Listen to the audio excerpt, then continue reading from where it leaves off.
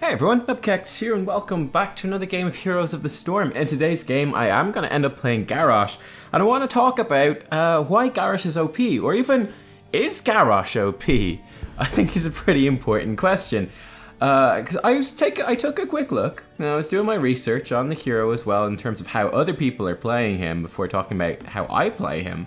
And I'm kind of thinking about it. I think he's got really good talent diversity. We'll come to that later, but the crucial thing is, when looking at the overall win rates across all leagues of play in the game, Garrosh is currently the lowest win rate tank at a 46.2% win rate, which is incredibly low. Despite being the most popular tank, 90.4% popularity means he appears either as a pick or a ban in 90% of the games. I'm actually curious, I'm just going to search for bronze here, 1 second.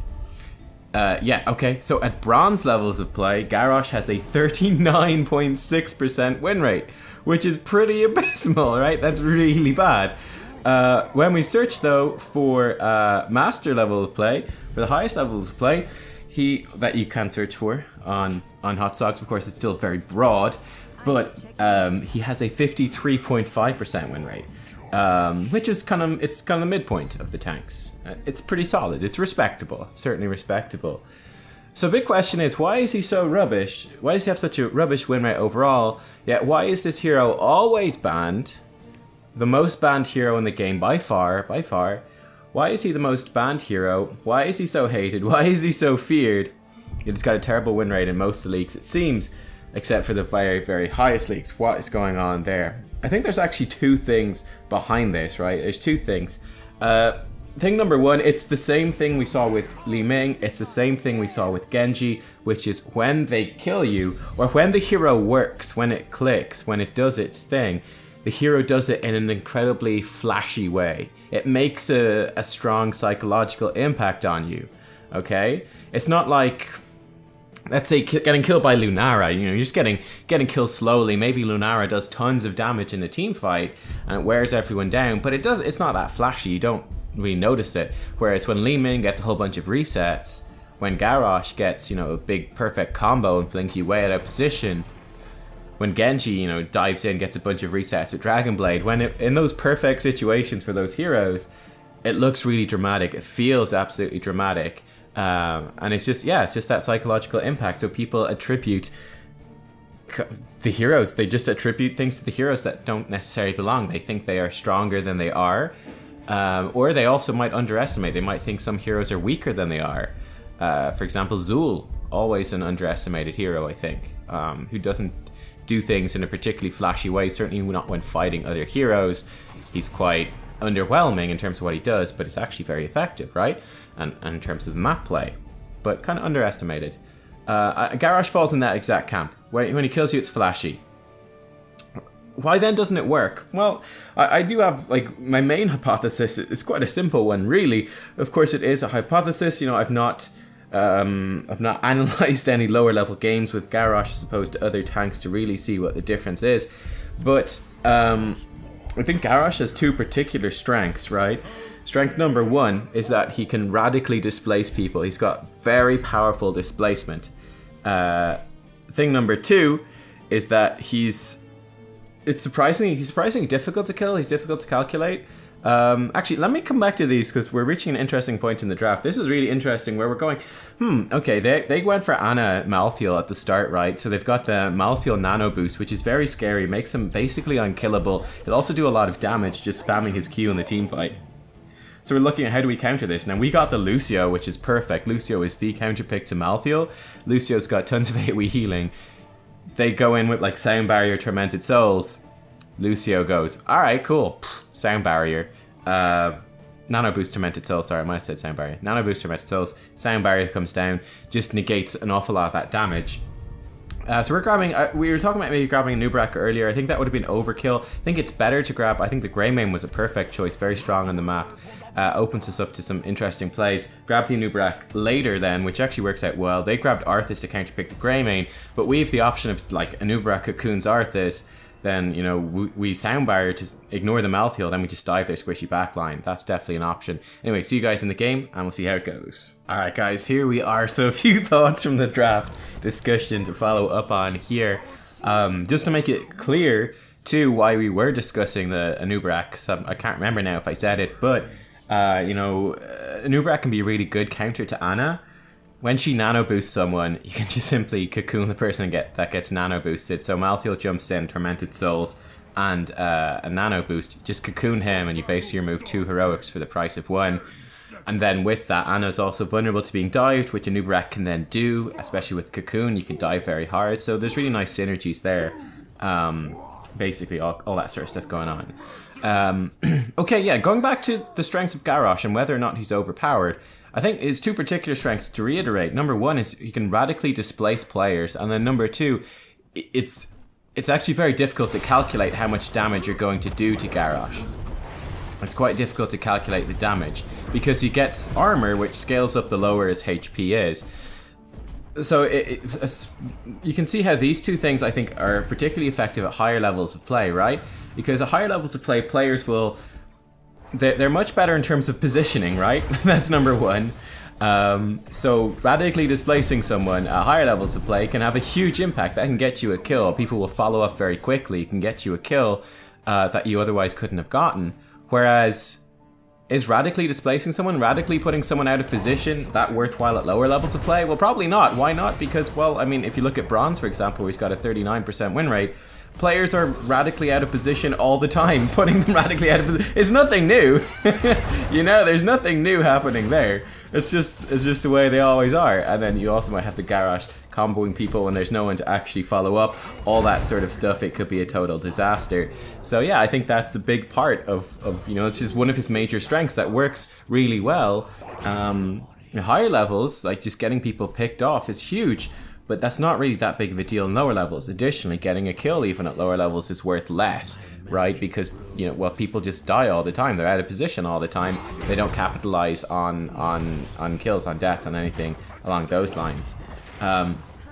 So yeah, I think that's one big thing. Also then the fact that, you know, higher level players will be calculating more the fights that they can take, the kills they can take, and playing it a bit more closer to the wire.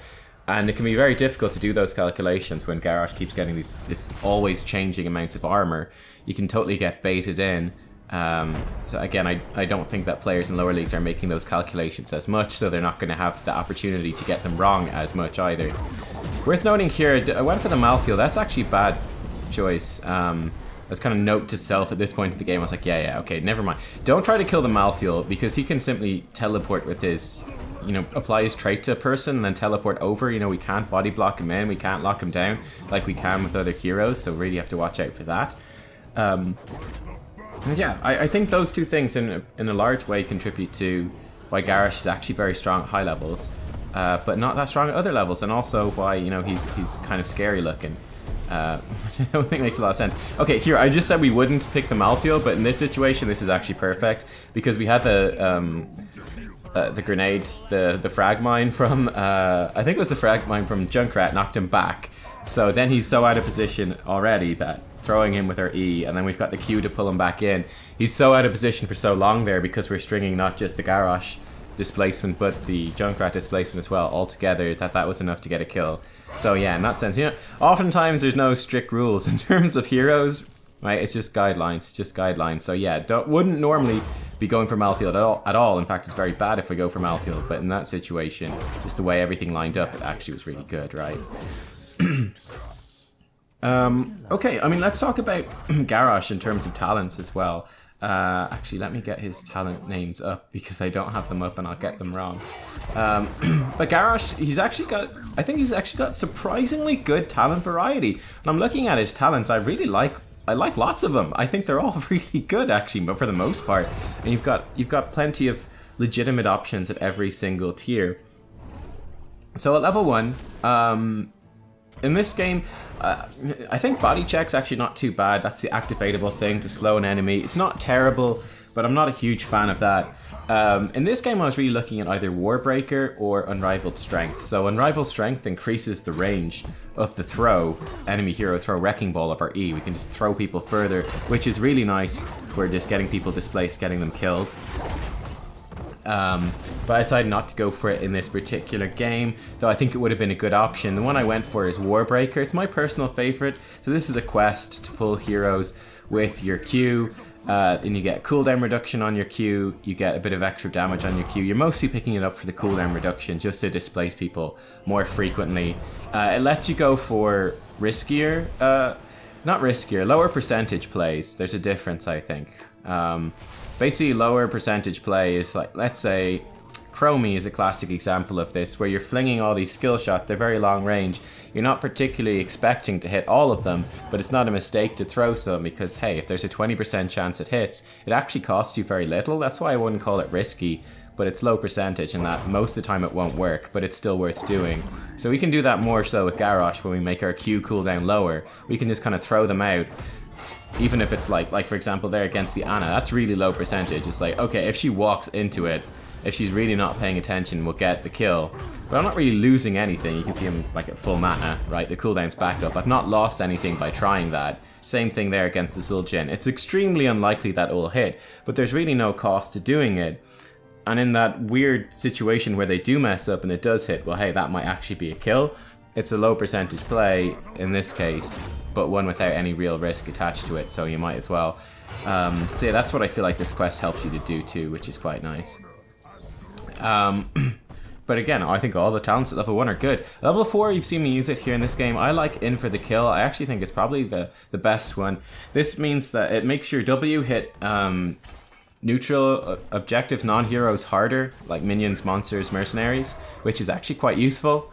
It also will give you the mana back when you land the killing blow, which is again, I think, really useful. It also, you get, it resets the ability. So you can basically just chain it, through minion waves. And you see me doing that. It actually gives you a nice amount of self-healing, self-sustain on a minion wave. Gives you good wave clear and stuff like that. So I like it on a lot of maps. I like it on this map in particular. It's a big map. We're going to be split up. I mean, we've got a Nubkeks, so we're already we're a little bit split in terms of wave clear. We've got good wave clear with Greymane, and we've got excellent wave clear with Junkrat, that's for sure, but the rest of us don't. So just supplementing that wave clear a bit here I think is the right choice. But again, on that level you can get, activatable to become unstoppable. That can be good, depending on the situation, because Garrosh can be targeted down because he's immobile. And then you can get Thirst for Battle, reducing Bloodthirst cooldown. That's good, that's better obviously for team fights and then for the kill, so it's kind of the choice there in terms of what you want to go for. I think they're both good. Level 7, I went for Into the Fray in this game. This is the most popular one. It lets us throw an ally, which is quite nice. So there I'm just throwing Arthas away. You kind of want to retreat at this point. I think we actually overstayed a little bit. Lucio just get rooted, which is bad. Now we're in some trouble. So I'm pulling the Arthas away here.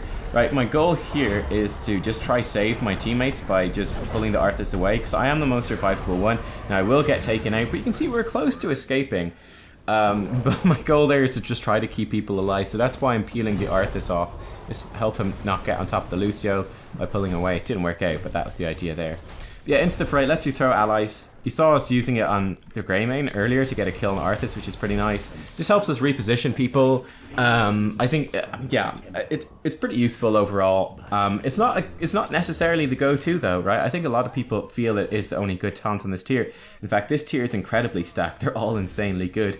If you've got Body Check, upgrading Body Check to reduce healing, incredibly strong. And if your basic attack reducing spell power, incredibly strong against melee assassins and along the lines of like Alarak or Ragnaros, Thrall. You can have your Q reduce attack speed, which is very good against attack speed based heroes. So you can see why I didn't really go for those in this game, right? I don't need to reduce the spell power of the enemy team. If I'm melee attacking a Kel'Thuzad's gonna die. So I don't need to reduce his spell power. It's gonna be extremely difficult as well to hit Zul'jin. He's the most ranged member of the enemy team. Gonna be aiming for someone else, so I'm not really reliably gonna hit Zul'jin with my Q, so I'm not really looking to reduce his attack speed.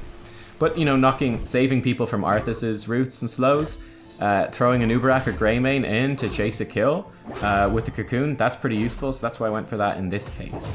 Level 10, again, I think both heroics are really good. I went for Warlord's Challenge in this case as well to help lock down that Malthael a little bit, mitigate some of that stuff, maybe go for some plays there.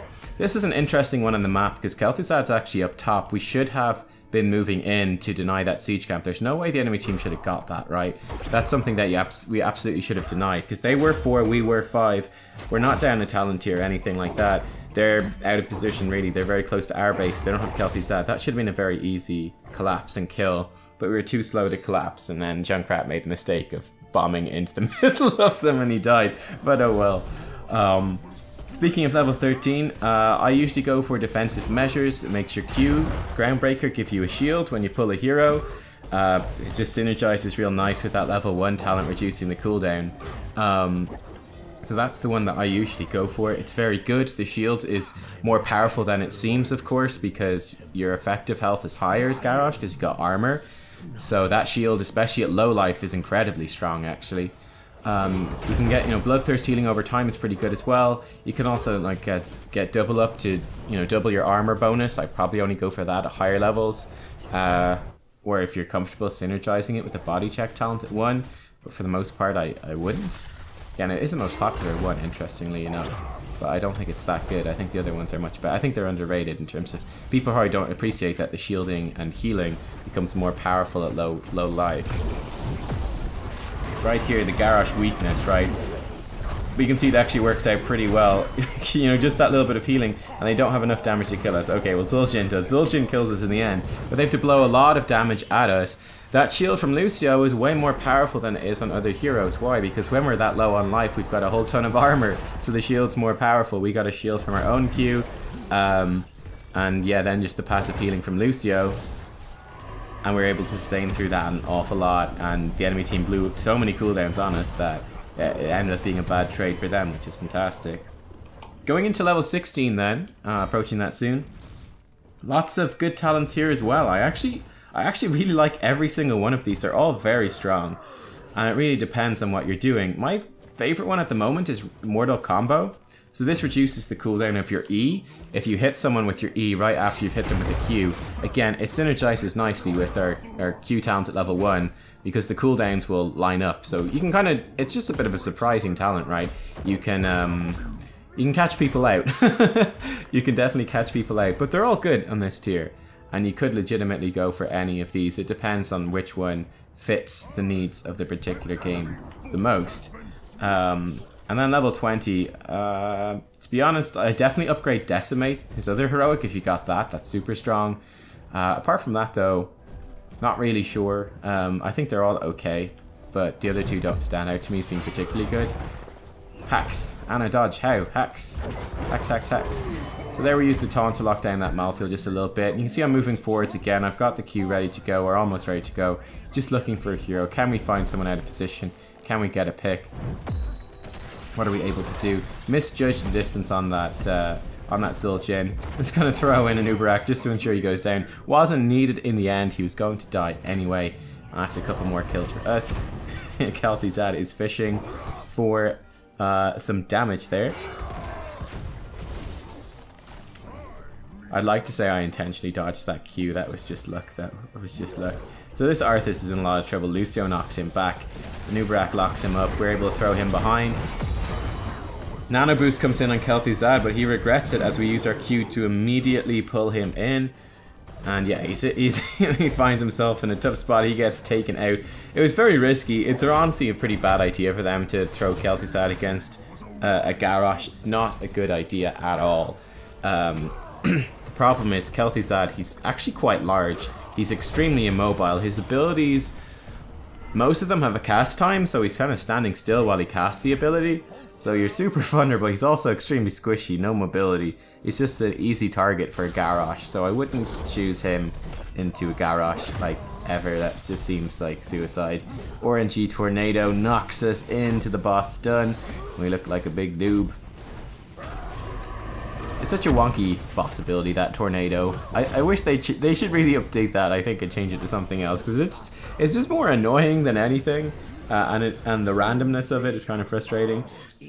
But anyway, this is an interesting situation here, so I'm going to do this Merc camp. You can see Garrosh's basic attacks actually hit pretty hard. He's got one of the hardest hitting basic attacks of all the warriors. Leoric, I think Leoric used to hit harder, though it's changed now with the way he's new. He's got, you know, the double cleave and the hard hit, so I'm not sure exactly, or it's not even, it's kind of difficult to even compare them, right? But yeah, Garrosh does hit pretty hard, and we're able to solo that Merc camp fairly easily. The point of this is we're going to have the other siege camp pushing in. It's just going to create an extended push. Our team should be, I mean, with the boss and the temples, we should be easily able to destroy this bottom keep, no matter what. I actually leave. I was grabbing that bottom temple because the bottom temple will shoot bot, which will, you know, destroy the keep and hopefully win us the game. But in this case, there you go. You can actually see the level 16 talent at work there. We're able to combo the Malthael, or like lock the Malthael down a little bit. Then we're able to get the combo in onto was it Zul'jin? No, it's Kel'Thuzad, I think.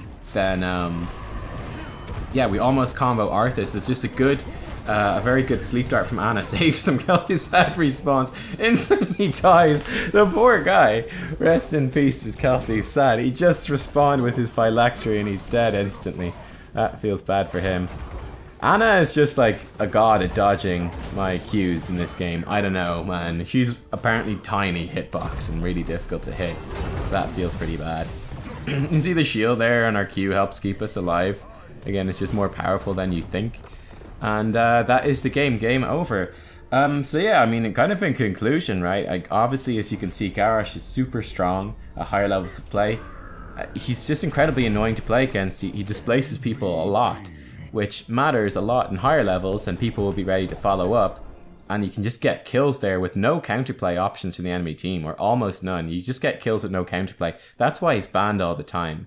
But he doesn't have the highest win rate in the entire game.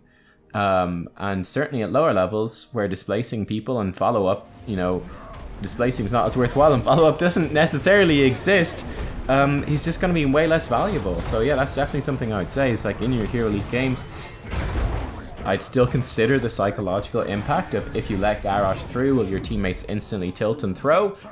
Or, you know, tilt to a lesser degree, but tilt nonetheless. Very possible. But it could be the exact same thing, I think, very easily as Li Ming, where for the longest time people were first banning Li Ming every single game, even after Li Ming had been repeatedly nerfed and actually started to really fall off. And I mean, she's pretty much been in the same situation now. She's been in since then, right? But people were still banning her. But they eventually took a long time, but eventually people realized that, oh, hang on, she's not actually that strong. Very strong, certainly. Again, similar, very strong high-level games where people will land their skill shots all the time and plan around it and the resets. Not as strong in other levels of play.